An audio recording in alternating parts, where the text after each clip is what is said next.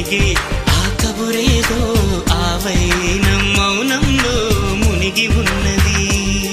చిగురాకు చాటు చిలక ఈ అలజడి ప్రేమేగా, అనుకోని దారి గనక ఈ తికమక తప్పదుగా.